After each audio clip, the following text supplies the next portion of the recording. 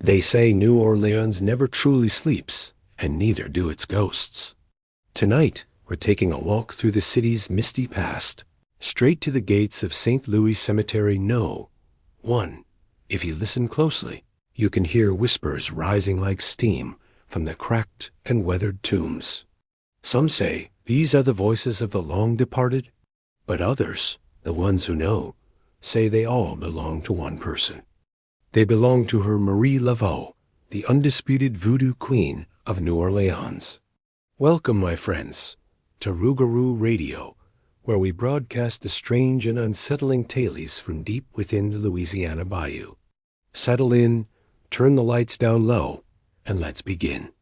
The story of Marie Laveau begins in the tangled, humid heart of the 19th century French Quarter. By the light of day, she was a respected hairdresser, tending to the city's most elite and influential women. With a comb in one hand and a listening ear, she gathered the secrets and scandals whispered in the drawing rooms of the rich and powerful. But when the sun dipped below the horizon and the gas lamps flickered to life, Marie Laveau became someone else entirely.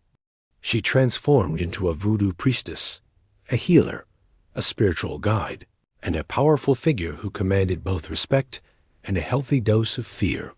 People from every walk of life sought her out, climbing the stairs to her humble home on St. Anne Street.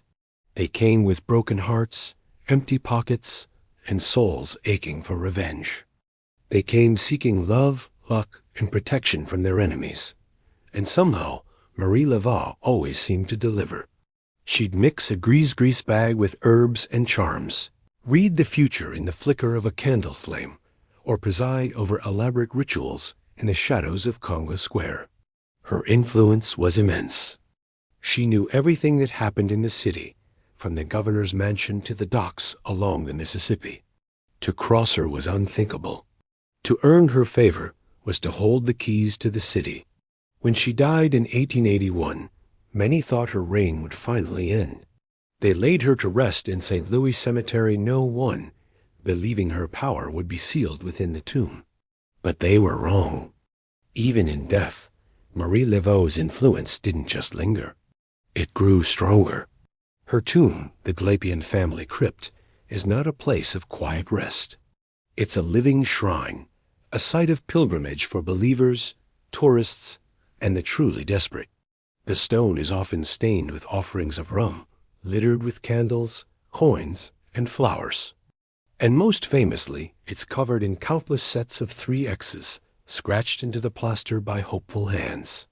The legend is simple, yet potent. To ask for the Voodoo Queen's help, you must approach her tomb. You mark 3 X's on the stone, turn around 3 times, knock on the tomb, and then whisper your deepest wish. After your wish is spoken, you leave an offering. If your wish is granted, you must return, circle one of your X's, and leave another, more significant offering as thanks. It sounds like a simple transaction, but there's a chilling warning attached to this ritual. Be careful what you wish for, because Marie Laveau always collects what she's owed. Granting a wish is a contract, and the Queen does not take kindly to those who forget their debts. Her spirit isn't confined to the cemetery walls. Countless witnesses, over more than a century, have claimed to see her. They describe a tall, striking woman in a white dress, often with a tignon wrapped around her head, walking silently through the fog-drenched streets of the French Quarter. They say her eyes glow like embers, and that her shadow stretches out, unnaturally long, under the dim streetlights. When she passes, dogs that were barking fall silent. Candles in windows flicker and die. And in the sudden, heavy quiet, some have reported hearing a whisper on the wind, a phrase in Creole that sends a shiver down the spine. Tu essay owu fait tunin su owu mim. It means, everything you do returns to you.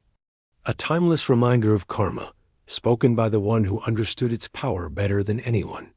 Is it really her?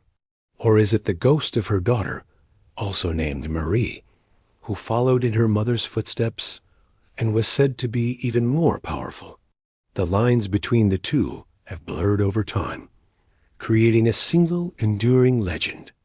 Many believers say that after midnight, the two Marys, mother and daughter, walk the city together, two ghostly queens still watching over their domain.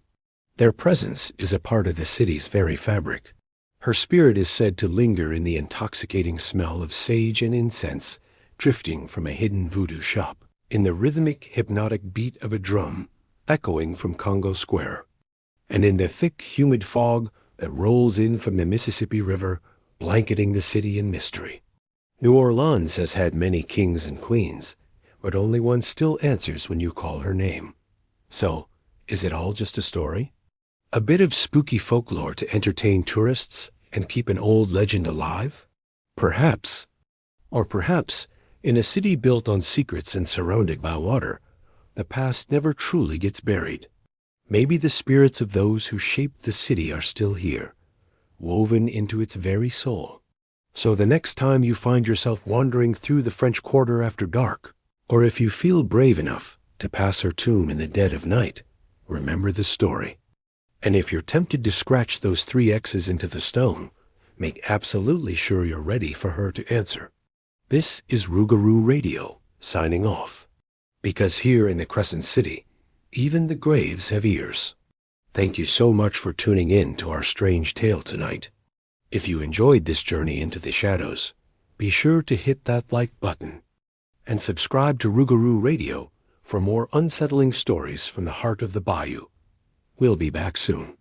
Sleep tight.